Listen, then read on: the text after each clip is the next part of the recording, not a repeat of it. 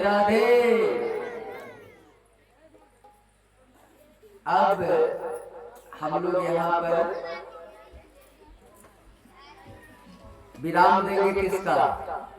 कील बेटी दो बेटा का जो प्रसंग था मनु महाराज का, अब इसको यहीं पर छोड़ के, क्योंकि इनके वंश में बहुत बड़े बड़े प्रतापी राजा हुए, उतनी यदि चर्चा होने लगे तो कथा आगे नहीं बढ़ पाए। सुखदेव बाबा ने परीक्षित से कहा, बेटा भगवान की अब कौन सी कथा लीला सुनना चाहता है वो? तो परीक्षित ने कहा, बाबा इस धरती के बारे में कुछ बताएगा, भूगोल खगोल के बारे में? तो सुखदेव बाबा ने कहा, सुन परीक्षित, ये जो पृथ्वी है ना, इसका नाम है मृत भुवन। यहां जो भी आया है एक दिन जाएगा। इस पृथ्वी के नीचे है 7 लोग और पृथ्वी के ऊपर है 7 लोग। जरा नाम बताओ बाबा। तो सुखदेव बाबा कहते हैं, पृथ्वी के नीचे जो लोक है, अतल वितल सुतल रसातल महातल तलातल और पाताल, ये पृथ्वी के नीचे 7 लोग।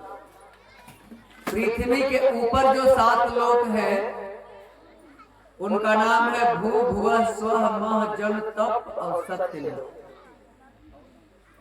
शरीर को मान लो, कमर है मृत भुवन, आ कमर के नीचे 7 लोग, आ कमर के ऊपर 7 लोग के माथा जो है सत, इसी को सत्य लोक मानो। संपूर्ण ब्रह्मांड की 50 करोड़ योजन की दूरी है, पूरा ब्रह्मांड 50 करोड़ योजन। नरक जो है ना, पृथ्वी से 99,000 योजन नीचे है नरक, पृथ्वी से 99,000 योजन नीचे। और इसका नाम है संयमनी पुरी। अच्छा बाबा, नरक कितने प्रकार के हैं? तो सुखदेव बाबा ने कहा, बेटा नरक के तो बहुत प्रकार हैं, लेकिन 28 नरक प्रधान है। कौन कौन बाबा? तो बताया कि तामित्र, अंग्र तामित्र, रौरव, महारौरव, कुंभीपाक, कालसूत्र, असी पत्रवन, सुकरमुख, अंधकूप, कृमि भोजन, बैतरणी, ये सारे नरक के नाम हैं। सुन परीक्षित, कौन सी पाप की कौन सी सजा मिलती है, जरा सुन। परीक्षित ने कहा, बाबा बताओ। तो जो व्यक्ति दूसरे की संपत्ति हड़पता है, पर स्त्री का हरण करता है, बच्चों का हरण करता है, उसे तामित्र नरक में डाल दिया जाता है। तामित्र नरक तांबे की तरह तावा होता है, तांबे का, और पूरा गरम, उसी पर ले जाके दूत लोग पटक देते हैं, उसी पर छटपटाता है।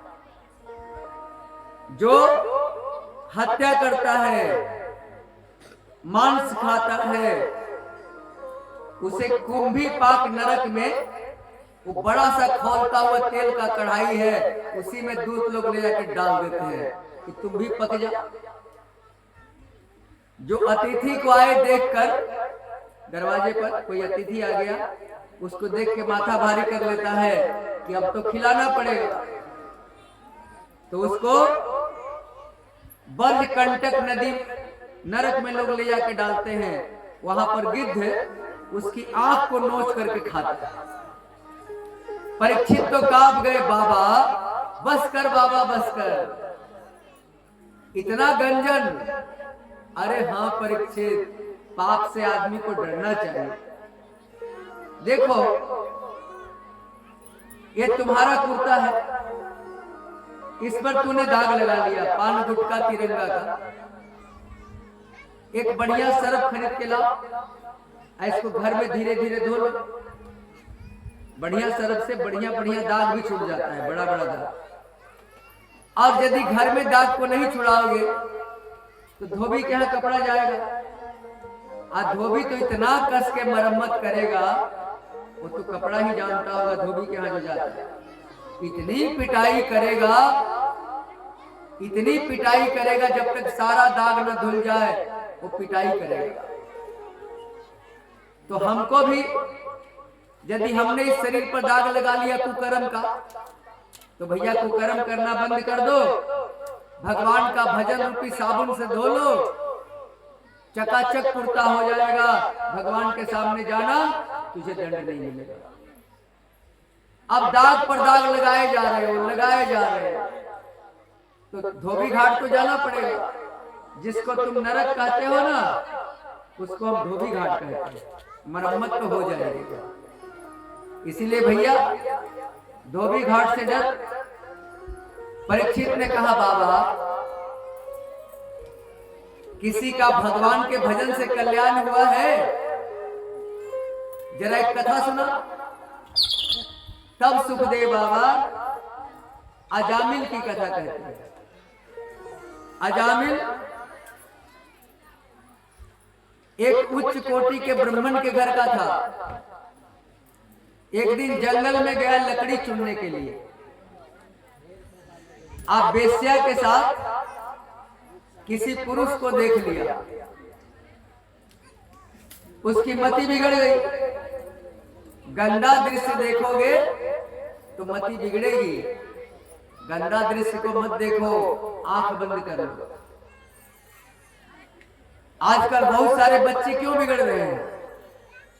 ये जो बड़ा वाला मोबाइल है ना, इसमें बड़ा गंदा गंदा दृश्य दिखा हुआ है। वो लोग छुपके से चुरा के देख लेते हैं। तो गंदा दृश्य को